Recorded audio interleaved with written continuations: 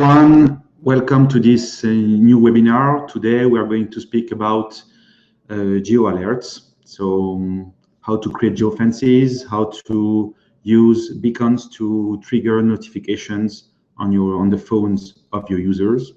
So this will be the topic of today's webinar. If you have questions, you can use the player. There is a Q&A section, and you can leave a question, and I will answer them during the webinar. So feel free to ask, and I will try to answer the best as I can. So before we start, just a few words. Today the topic is how to create a virtual fence. Could be with GPS, or could be with a signal sent by a device like beacons, like those devices. And what strategy you can set up to better send notifications and better interact with your users thanks to this technology and those capabilities. So the Geo Alert features are available inside Goodbarber since November. When we launched it, we had a couple of hiccups during 2 or 3 days, but now it's 100% stable and works perfectly. So let's start right now, and let me jump into one back office to show you how it works. Okay. So this is one standard demo project from the Goodbarber platform, and the place where you can manage geo alerts is here under the users menu. So if I go to the users menu, you see that I can send regular, what I can describe like regular notifications, push notifications, a notification that you send to someone. But what we're going to do, it's a bit different. We are going to make a notification that will be triggered when something happens between the phone and a virtual fence. So as you can see here, the menu is not appearing, and that's totally fine, because when you start a new project, we don't put all the features inside the interface. Otherwise, it would be very cluttered and very difficult to understand how the product works. That's the reason why there is this add-ons library here on the left-hand side. And if you go to the add-ons library, you can scroll until the notifications section, and you see there are 3 menus. And today we are going to cover geofencing and iBeacons. So let's start with geofencing. So I click on the add-on and I add it to my project. So now there is a new sub-menu in the users menu called Geo Alert, and you have two places to work: notifications and geofences. So let's start with geofences, and this is the first question I have created here in the video. So let's answer this question. So how to create a geofence? So a geofence is basically a surface you define on a map, and based on the interaction between the surface and the app installed in your phone users, you will trigger something. So let's first create the geofences. So I'm going to give a name to this first geofence. I call it Campusplex, which is the place where Goodbarber has its headquarters. And I use the search engine inside the map here to put the address of my point. So it's here in Ajaccio. Google has found the address of the Campusplex. And here, as you see, we create automatically a geofence with a radius of 250 meters around the point that was determined based on the address you filled here in the search engine.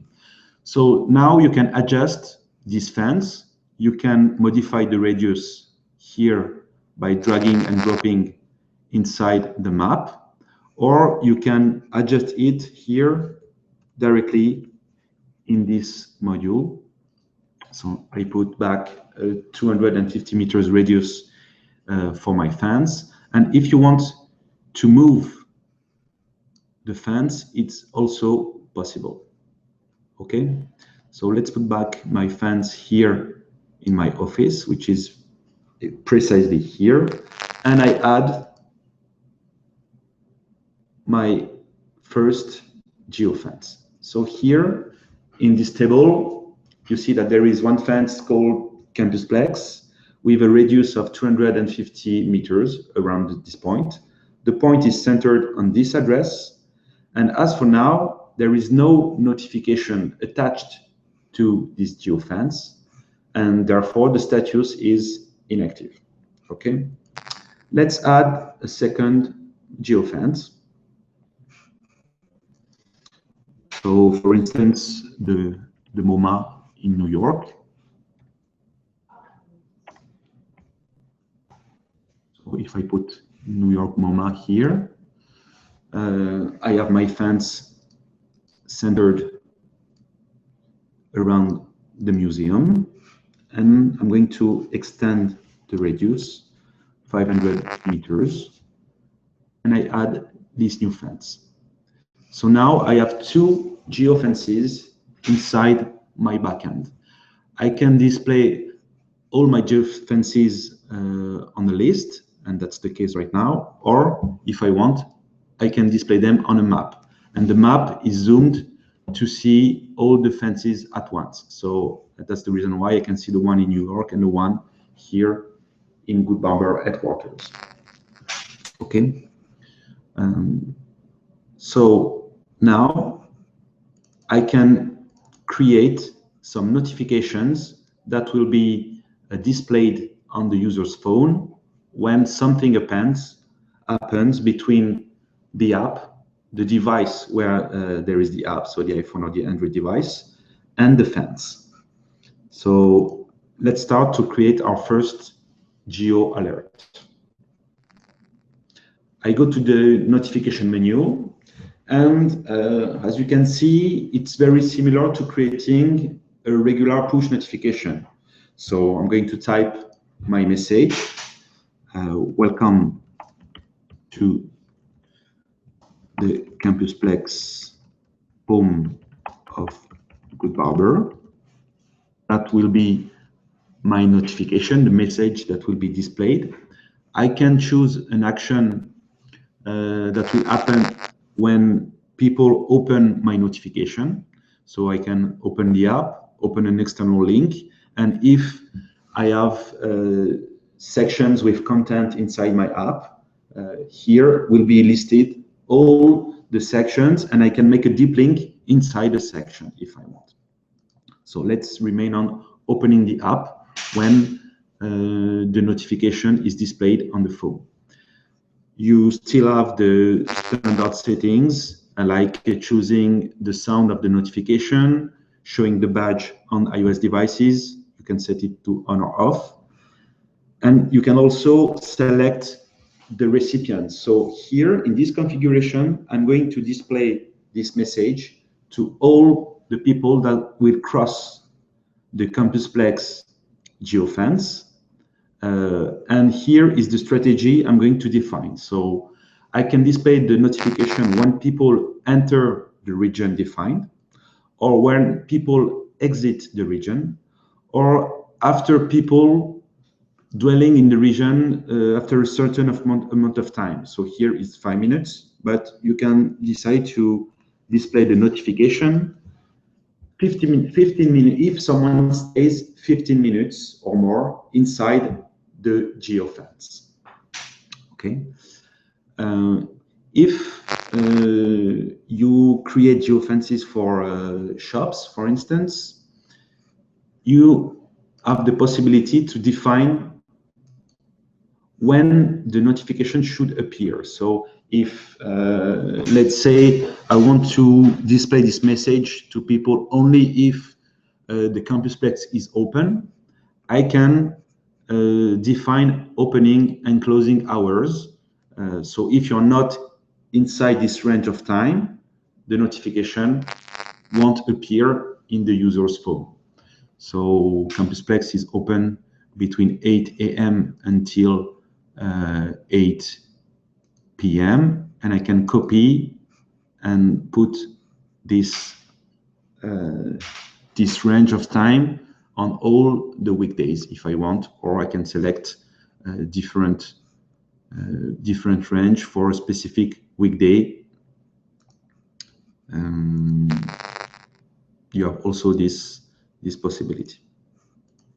Okay, and here I can attach this notification to one geofence. I have two geofences. I'm going to choose the CampusPlex geofence. So let's create this notification. When people enter the geofence, they will be sent this message: welcome to the CampusPlex, and I create. So now in the notification view, you can see that there is one notification that is attached to Geofence that is set to be displayed during opening hours. There is a link to the app, opening the app, and the notification will appear upon entering the Geofence. Okay, the Geofence attached is the CampusPlex and the status is active. If I go back to my Geofences list, you will see that the CampusPlex Geofence is active and there is one notification attached to it. Let's create a second notification.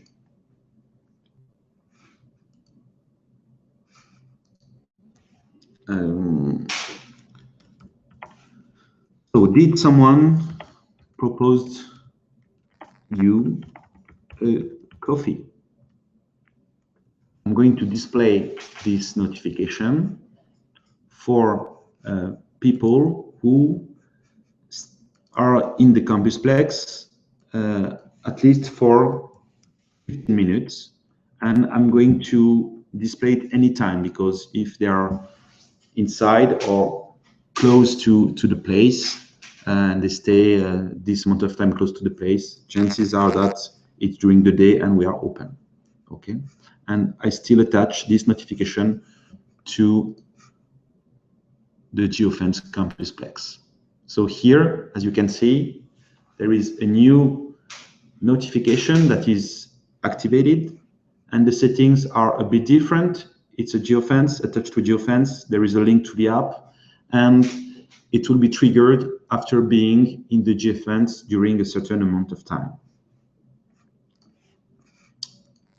And if I go back to my Geofences list, as you can see here, there are two notifications attached to this Geofence. So if you want to delete one Geofence, you need to be sure that there is no notification attached to it. So here in this example, I can delete the MoMA Geofence if I want, but I cannot delete the CampusPlex Geofence because there are two notifications, active notifications attached to this Geofence. Okay. So this is what you need to know about how to create a Geofence and how to create a notification and attach it to the Geofence. And I propose you now to switch and speak about iBeacons. Sorry. So I go back to my add-ons library, and I'm going to add a new add-on called iBeacons. So this add-on is free, and you can have with this add-on 3 beacons. You can register 3 beacons inside your backend for free, and after that, if you need more beacons, you need to pay an extra fee. So it's 12 euros per month or $12 per month, depending on where you're based on the planet. If you are in the United States, you pay in dollar. If you are outside United States, you pay in euros. So you pay 12 euros per month for 25 additional beacons that you can attach to your account. For Geofences, it's cheaper. It's 6 euros per month for 25 additional Geofences. So I attach to my account this add-on, and I will be able to then to customize. So before showing you how to customize beacons, let me show you what it is. So here I have two examples. I have one beacon made by a company called Estimote and another one made by a company called Contact. So there are small devices and they send a radio signal. This is a Bluetooth radio signal, low energy. And you can go to the website of those two manufacturers, but there are also many. But we have tested very, very deeply those two kind of beacons, and they work very well. And they work both on iOS and Android. This is the reason why we have tested them very heavily, because Good Barber creates app for both platforms. So it's better to have one device that can interact with iOS and also Android. And usually you go to the website of the manufacturer and you purchase those devices. So they come with a battery inside and they emit a signal. Okay. So we are going to see now how to configure them inside your Good Barber backend. So what you need to know is that you need to identify each device, and when each device is identified inside your backend, you can create the strategies and the notifications the same way we did with the Geofences. Okay, so let's go back to the back office.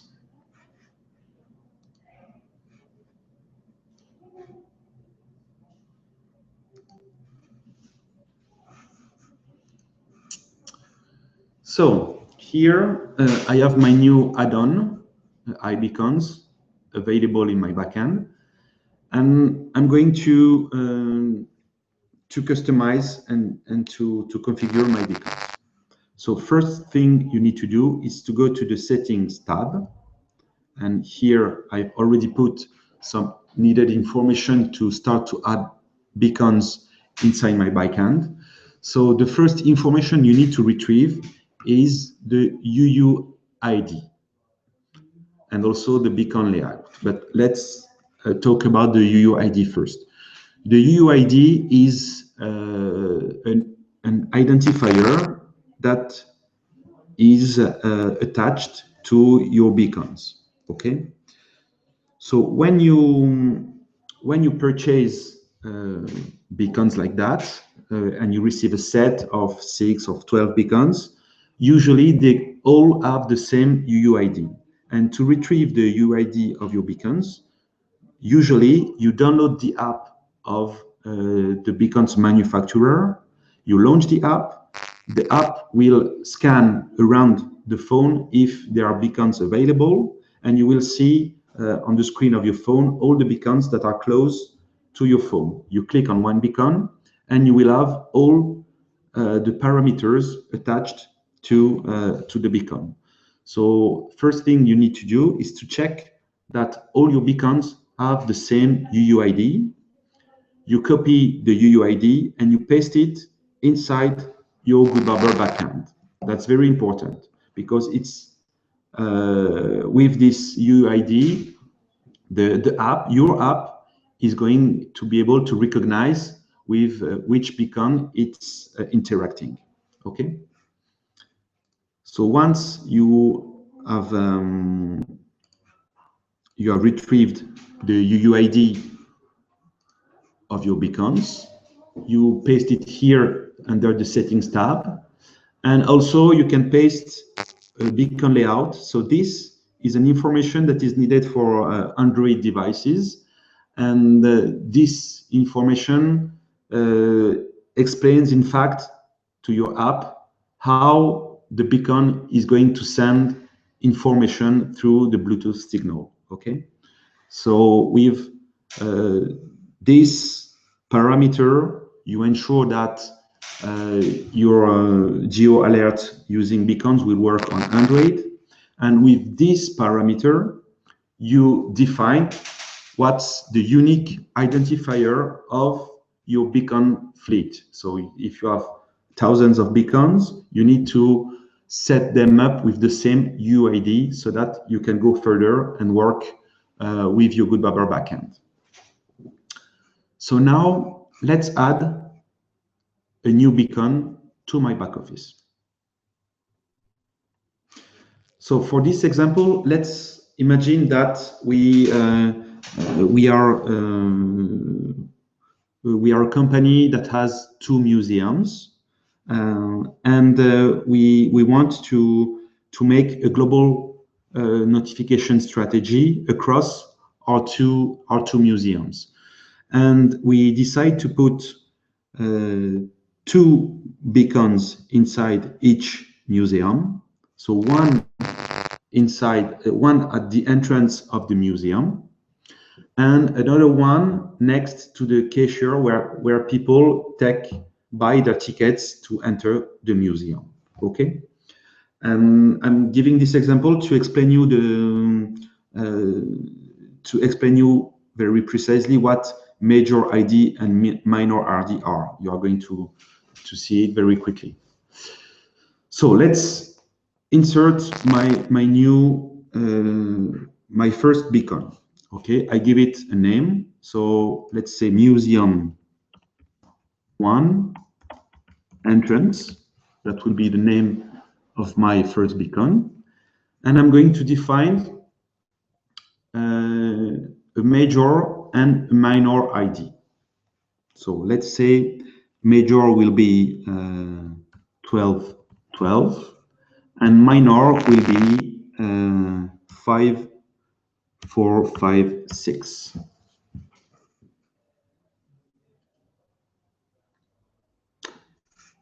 I have my beacon now that is registered inside my back office. What you need to check is that the UUID, the major and the minor of the beacon is properly set up for this device. So to set up the minor and the major of your beacon, you need to use the app of your manufacturer to replicate the parameters you have put inside your Goodbarber backend to set up the device. Okay, so the major, the minor, and the UUID, with those 3 informations, it's possible to identify a beacon, and it's a unique combination to identify one beacon. Okay, so let's now add a second beacon to my backend.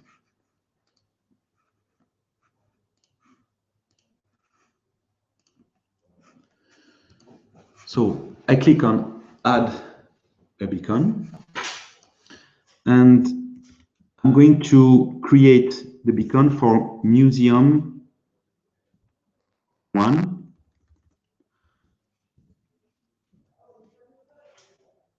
But it won't be the entrance, it will be the cashier beacon. Okay, UUID is the same, beacon layout is the same. And now here is how you use the major and the minor.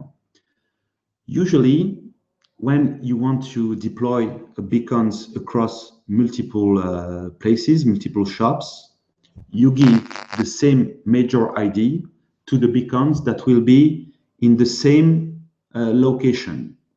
So here in my example, for Museum 1, all the beacons that I will put inside Museum 1 will have the same major ID. So if you remember, it was 1212.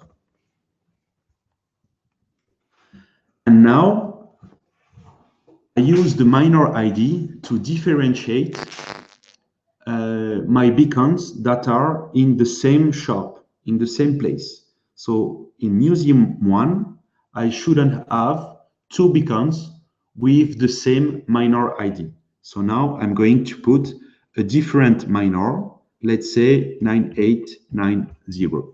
Oh, sorry. 9890. And I add.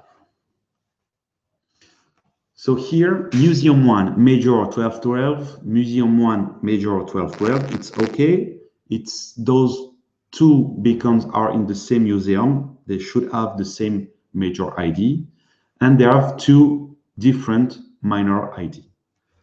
Now, let's add an additional beacon for Museum 2.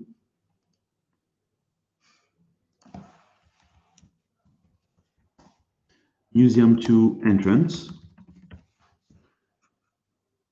My major needs to be different from the major used in Museum 1. So let's say I'm going to use 4545. And since it's the first beacon I will put in Museum 2, I can put the minor I want. So set 890.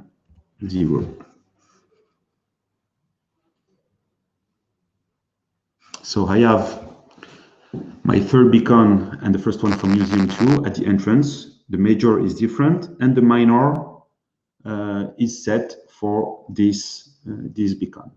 Now let's add the second beacon for Museum 2.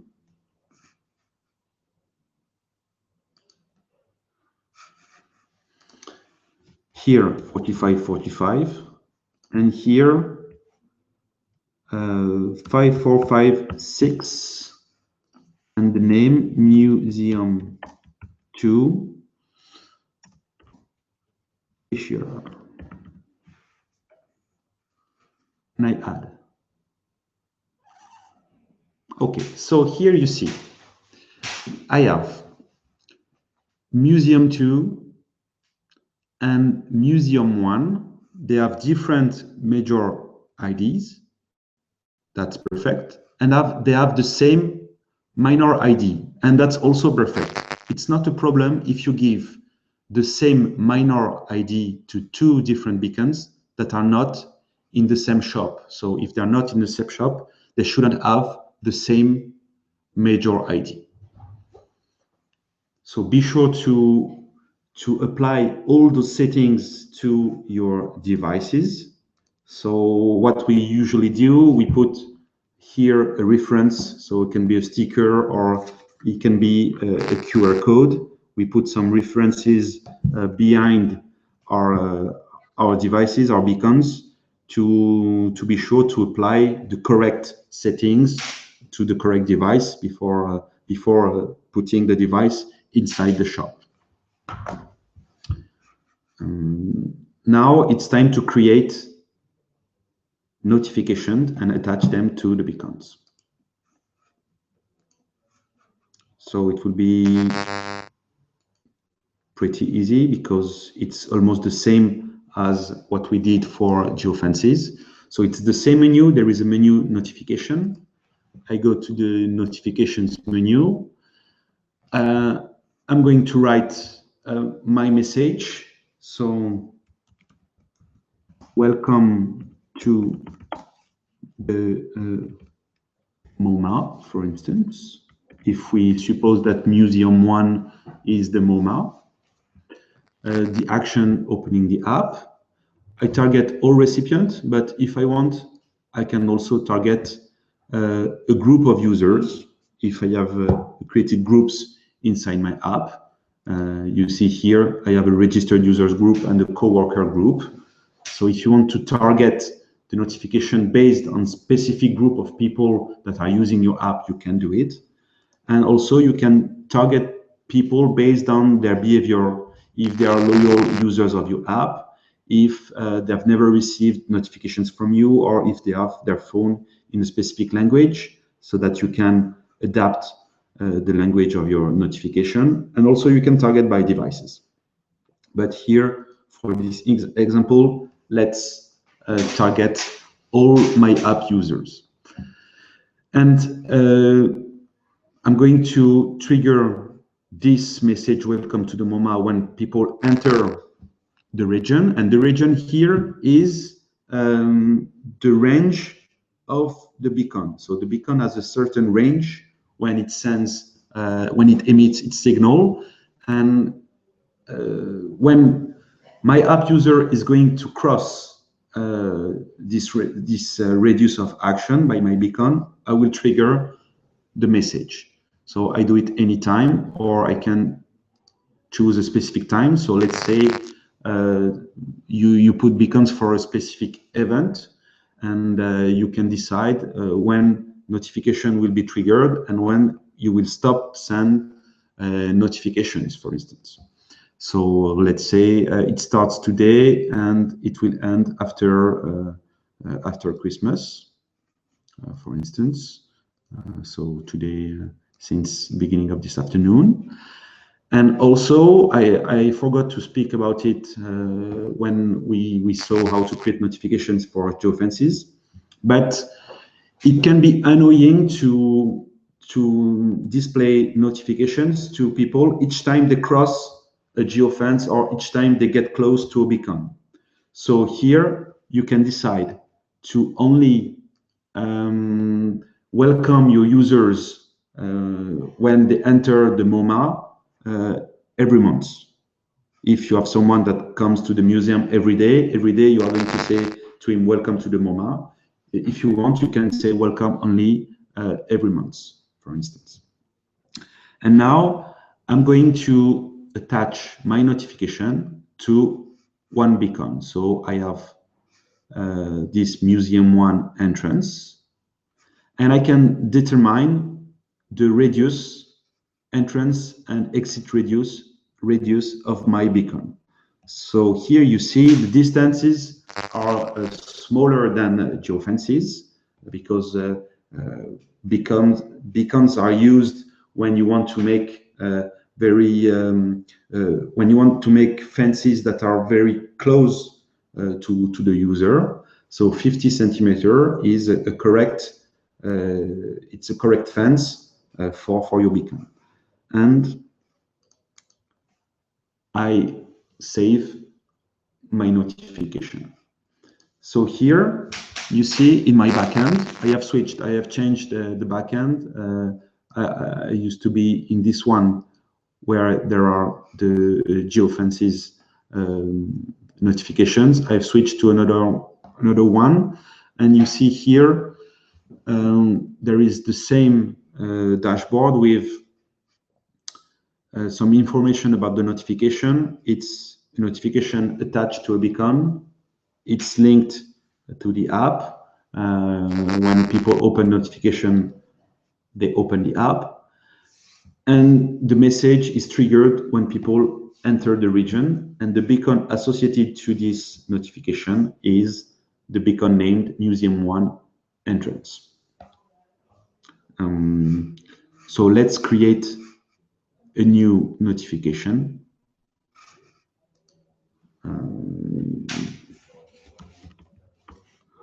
So thanks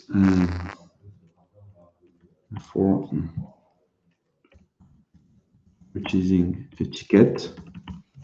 So this will be triggered when people are next to the cashier, and maybe after being in the region 5 minutes anytime. And I'm going to attach the beacon to the notification, sorry, to this beacon, Museum 1 cashier. And I create. Okay, so now I have my two notifications attached to two of my beacons. And if I go to my beacons list, you see that two beacons are activated because there are notifications attached to them, and the two others, they don't have yet notifications attached to them, so they have an inactive status. So this is I think this is what you need to know to start using beacons and geofences and deploy your geoalert strategy. I've seen that some questions have been asked here, so let's answer.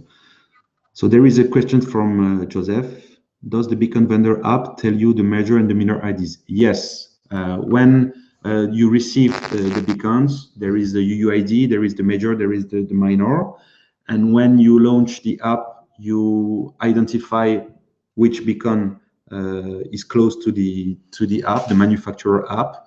You click on the beacon that is displayed inside the app, and you will see the UUID, the major, and the minor. And you can modify the major and the minor. You can even modify the UUID if you want with some manufacturer. And so the second part of the question was, or do you assign whatever IDs you like and then use the vendor app to configure the individual beacon? You can do it both ways. You can just look. So you can do it both ways. One way is to look at what was set up by default by the manufacturer, and then you use the app to retrieve the information and copy it inside the Good Barber backend. Or if you know, if you have think about the naming and your strategy before, so you create all your beacons inside the Good Barber backend. You define your majors, you define your minors ID, and then you can use the app of the manufacturer to change, modify what was assigned by default to the device.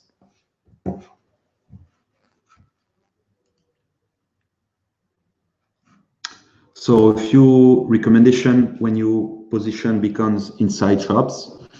So they send a Bluetooth signal, low energy, and human bodies are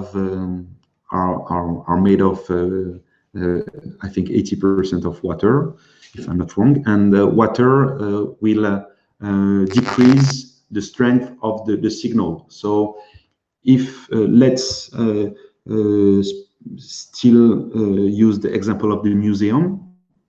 I'm using this example because one of our users is the Museum of Ajaccio, and they deployed a beacon strategy to they put one beacon next to each painting they have in the museum, and when people get close to the painting, they get a notification, and when they open the notification, they can listen to the audio guide that describes and that explains that gives more information about the painting.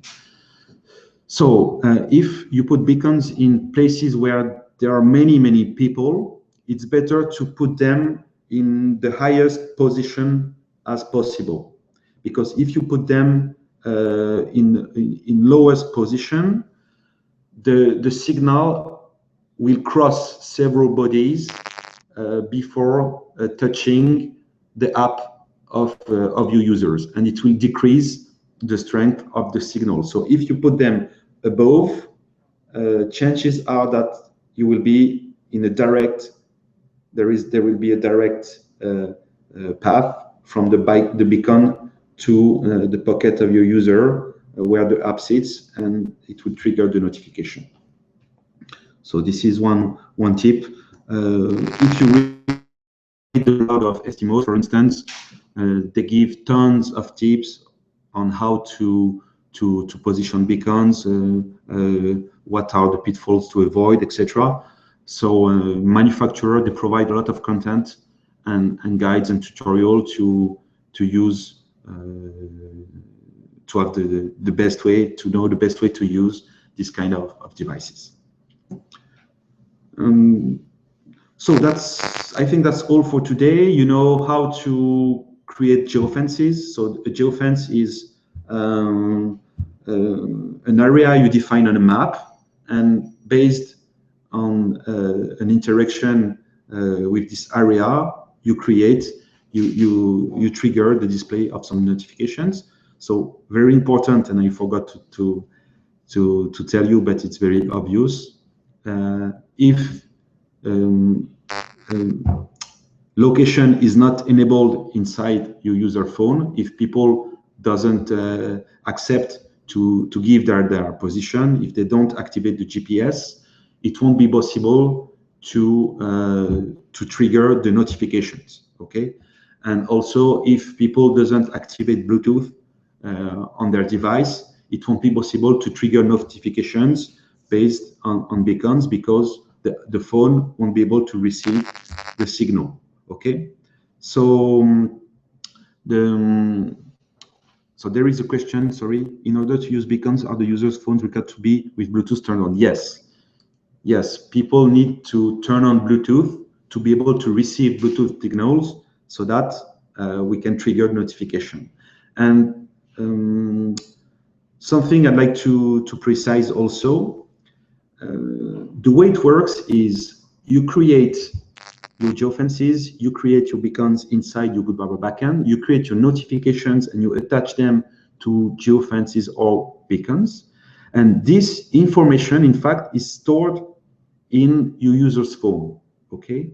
And there is a script running in the background that checks if your user is somewhere on the planet where there is a geofence set up in your Goodbarber backend. If it's true, then it looks if it needs to trigger notification or not based on the rules you have defined for the notification.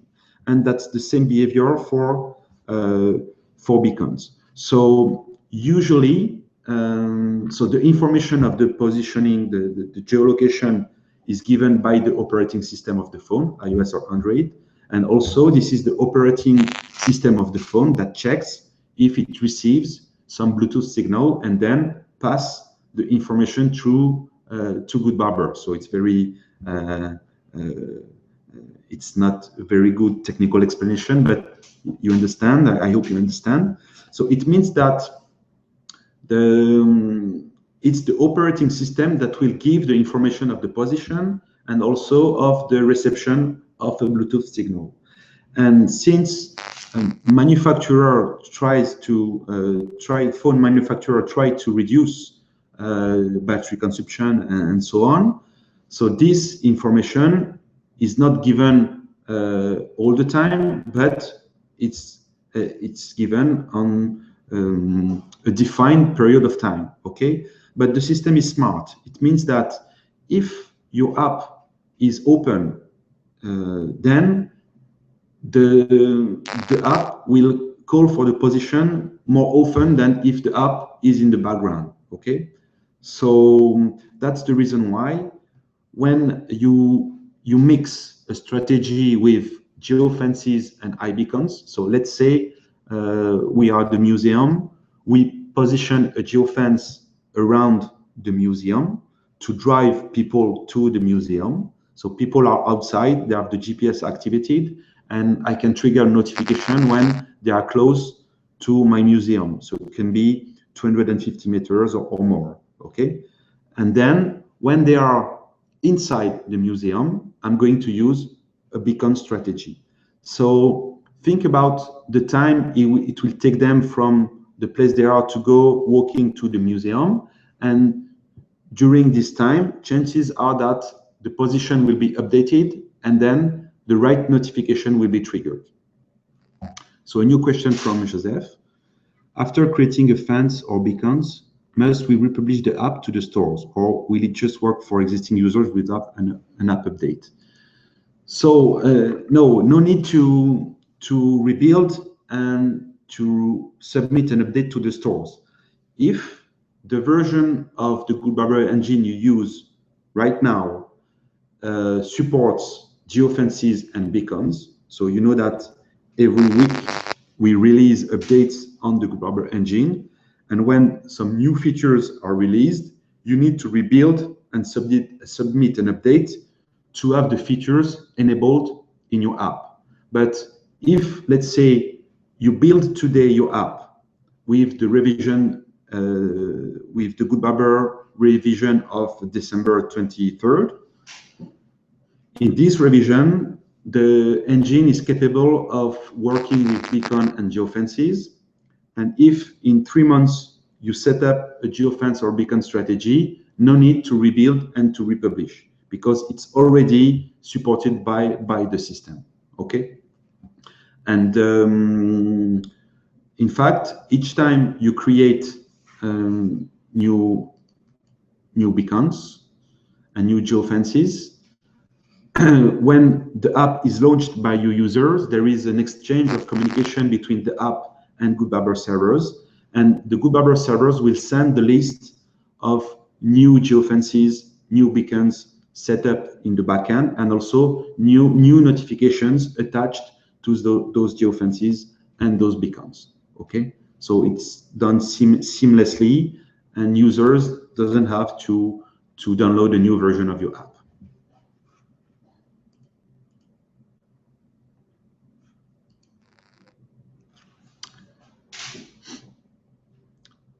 So it's almost 45 minutes, the time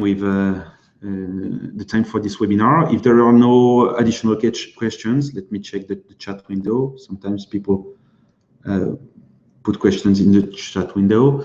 If there are no new questions, we can stop here.